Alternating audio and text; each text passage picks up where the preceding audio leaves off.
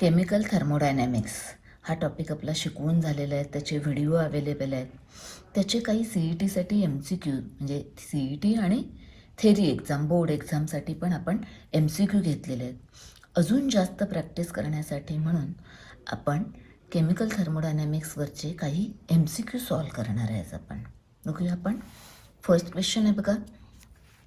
Thermodynamics is not concern with yes no not incorrect असे शब्द असतात.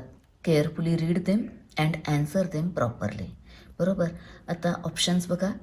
Energy changes in physical transformation concern करतो thermodynamics.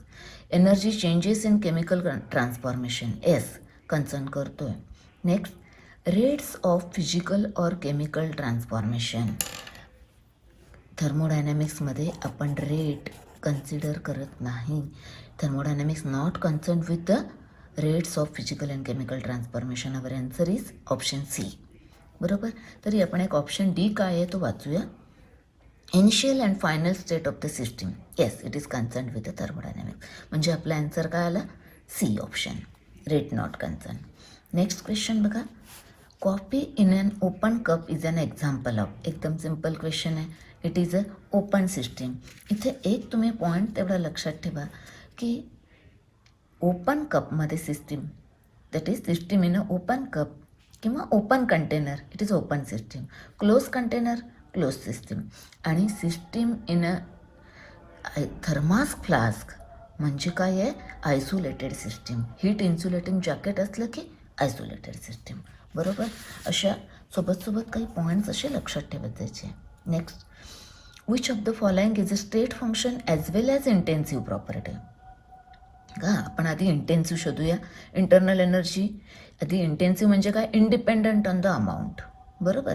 Internal energy extensive आहे. Heat capacity extensive आहे. Number of moles extensive आहे. Temperature is a intensive. बरोबर. आता आणि काय हवं त्यांना तो स्टेट फंक्शन पण पाहिजे. इथे एक लक्षात ठेवायचं W आणि Q हे दोनच पाथ फंक्शन आहेत. Remaining all are state functions. बरोबर. म्हणजे टेम्परेचर हे स्टेट फंक्शन पण आहे आणि इंटेन्सिव्ह प्रॉपर्टी पण आहे. Therefore our answer is option C. Next question. Heat is a dot dot function because it. Heat काय आहे मी आत्ताच सांगितलं तुम्हाला. Heat is a path function because it depends on the path. हे असं कुठे बघा.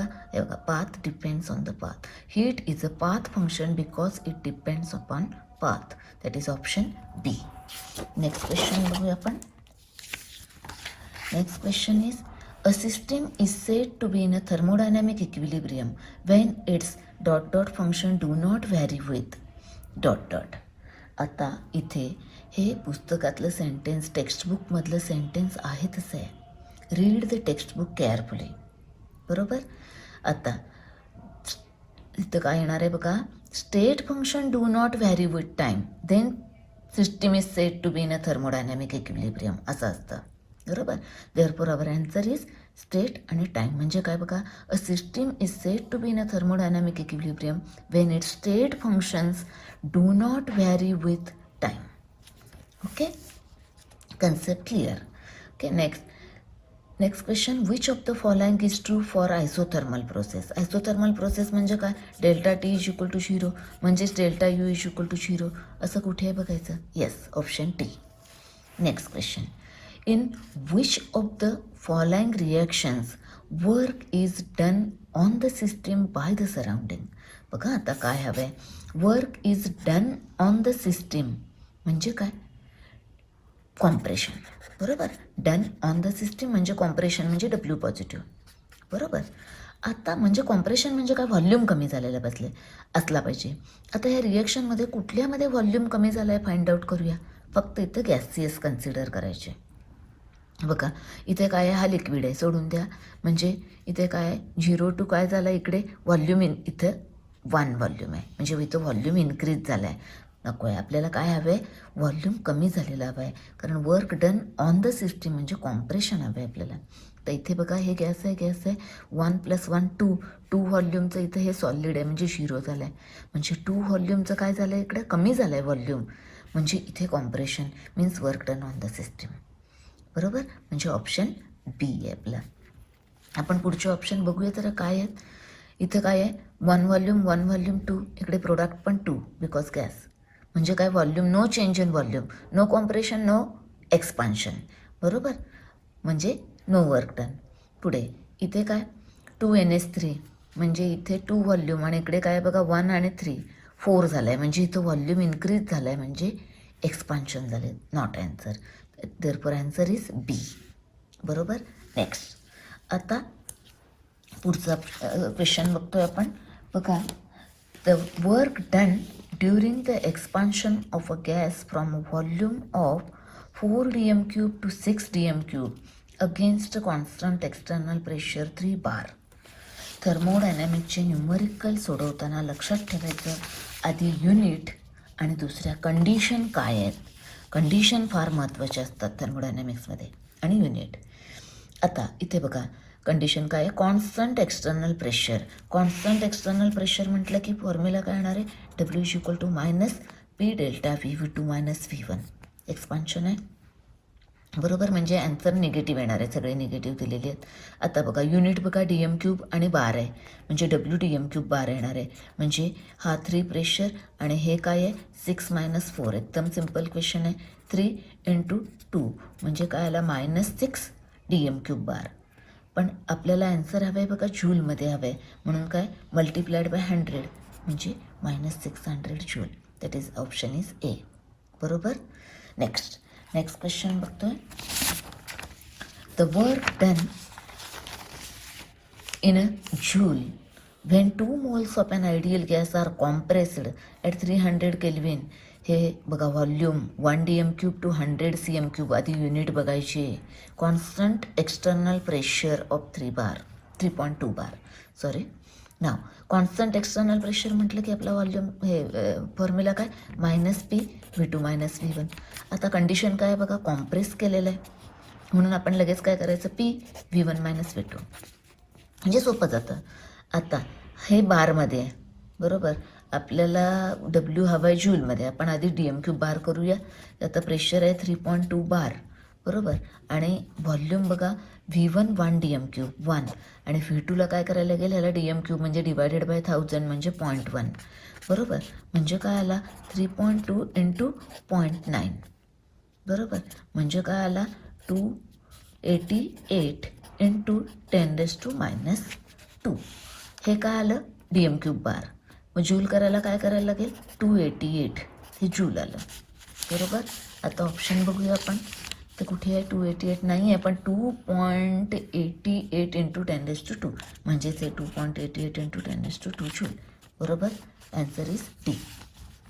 नेक्स्ट बघा, 2 moles of an ideal gas expand freely into vacuum. The work done is.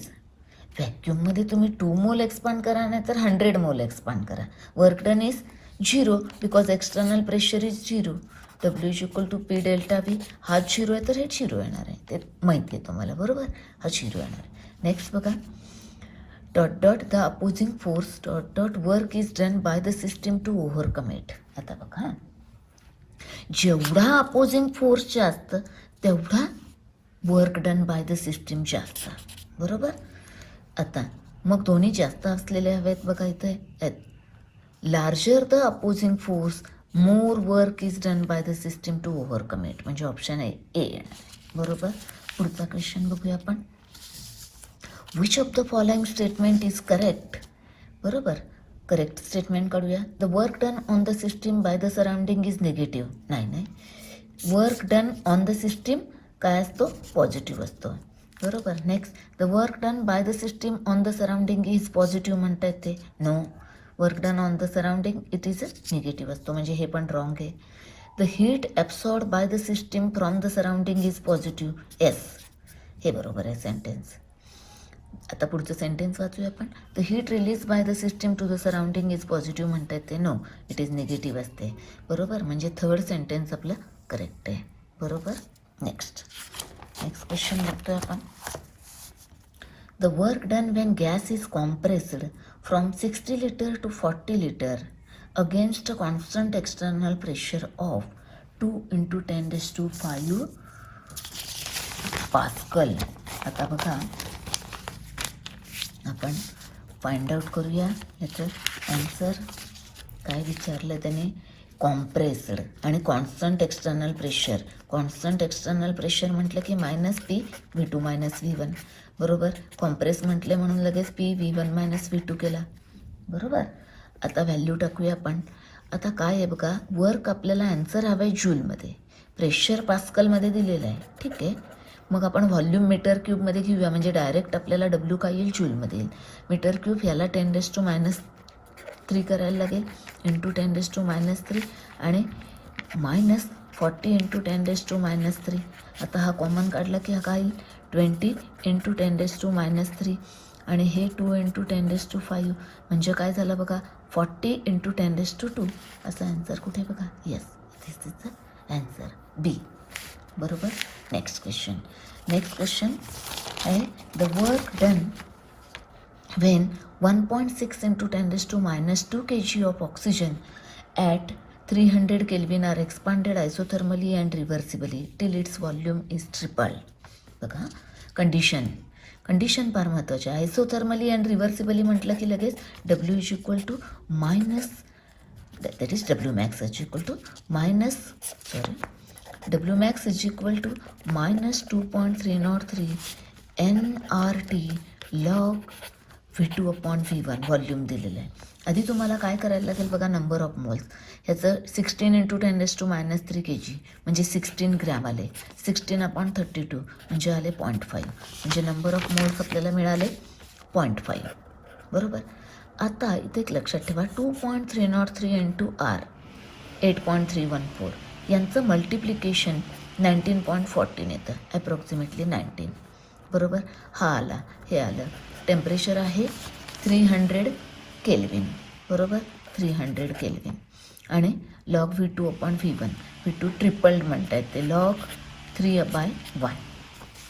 आता सोपं एकदम कॅल्क्युलेशन बघा बरं, कॅल्क्युलेशन करतोय आपण. आता हा लॉग 3 आहे 0.4771 बरोबर, लॉग 0.4771 आणि हा आपण काय करू, ॲप्रॉक्सिमेटली 20 × हे दोन्ही 150 बरोबर. हा आला. आता काय बघूया, हा 0 इकडे घालूया, म्हणजे हा ॲप्रॉक्सिमेटली 5 येईल.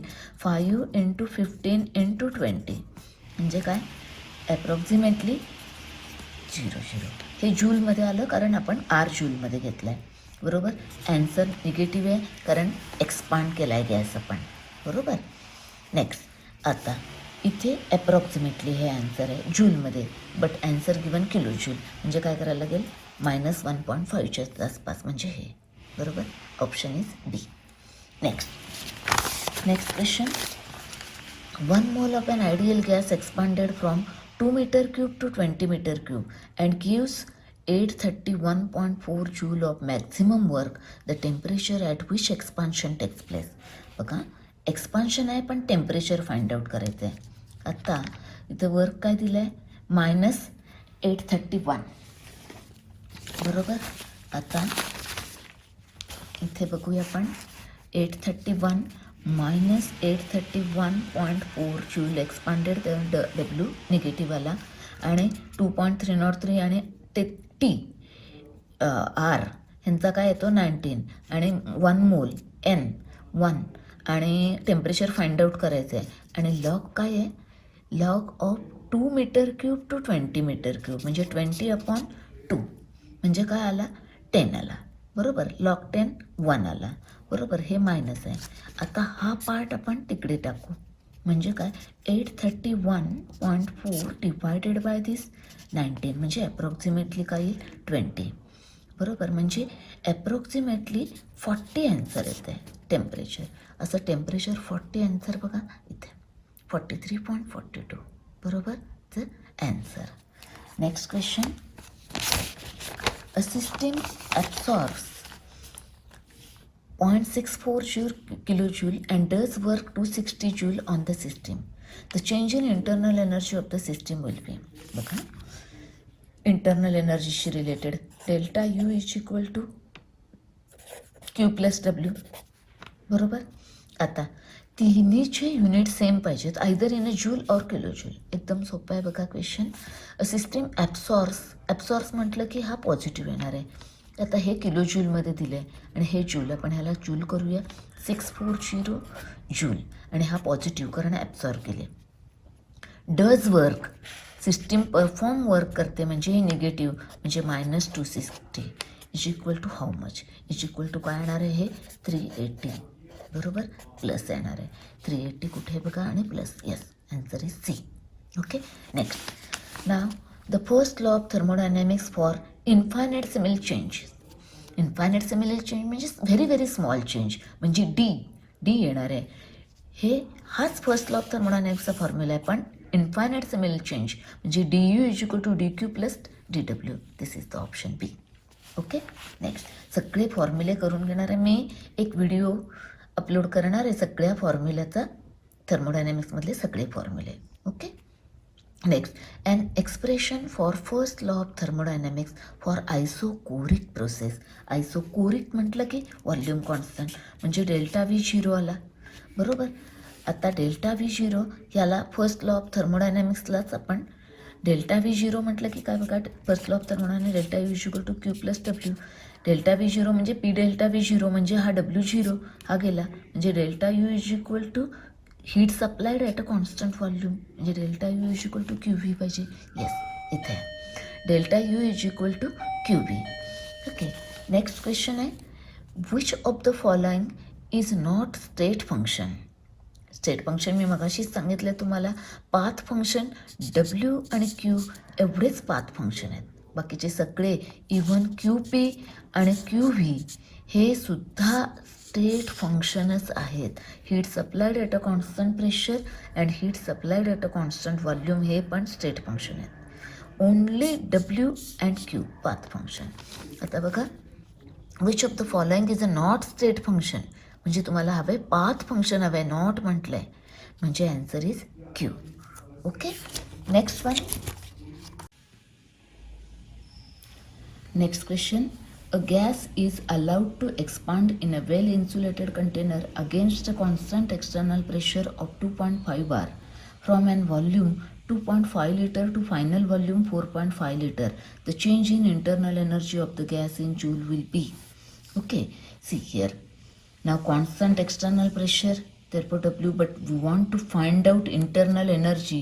Delta U is equal to Q plus W. Okay, now here insulated container means Q is equal to 0, therefore delta U is equal to W. Now first find out W is equal to minus P V2 minus V1 because external pressure is constant. Expand, therefore keep it as it is.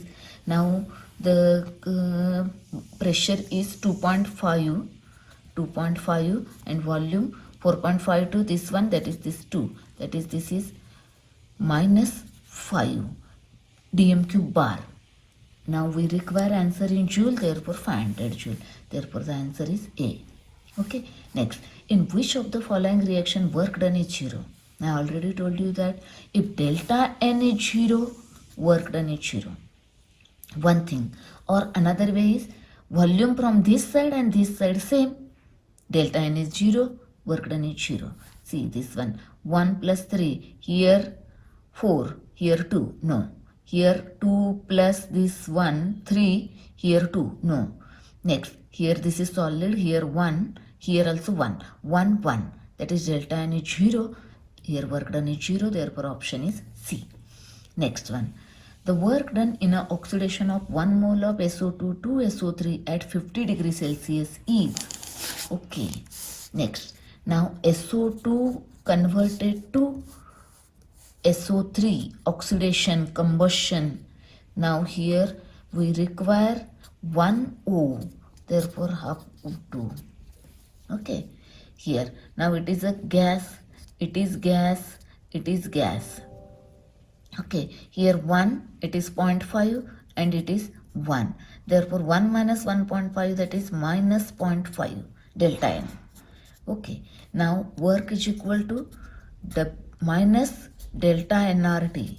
Now this is minus 0.5, therefore now delta nRT 0.5 into R into T 50 degrees Celsius. Therefore 273. This is a 3, 2, 3. Okay. Now this is 4. 4 3s are 12. Approximately 1200 joule. Now the work here is in a kilojoule, approximately this one. This answer is B. Okay. Next question. The energy stored in a substance is called as its internal energy. Okay, by definition.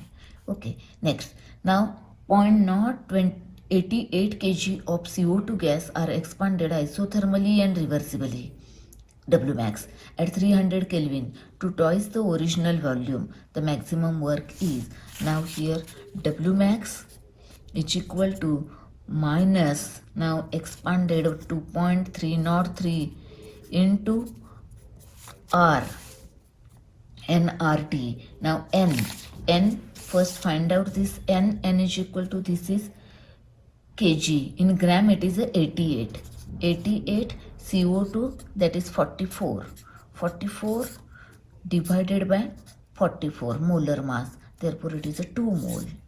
Okay, now 2.303 into 2 n R 8.314 into T 300 Kelvin, and volume is twice, that is log of 2 upon 1. Now this into this, you know that 19 into this 2 into this 13, 300 into log 2 is 0.3010. Now this 0.3 into this 300, that is 90 into this 2 into this 19, that is, this is approximately suppose 20, that is 3600 joule, because the R is in joule. Now approximately, now here kilojoule, therefore, and kilojoule, it is 3.6, that is this one answer. Expansion, therefore we require minus, and this answer is this one. Next one, heat absorbed by the system is entirely used for doing work on the surrounding in. Now this the system, the supplied all heat is used to perform the work, means its internal energy is constant, means temperature is constant, means isothermal process. The isothermal process. Okay, it's about the questions. Now in the next session we are going to learn next questions. आता पुढच्या पार्टमध्ये अजून आपण पुढचे MCQ बघूया, बरोबर.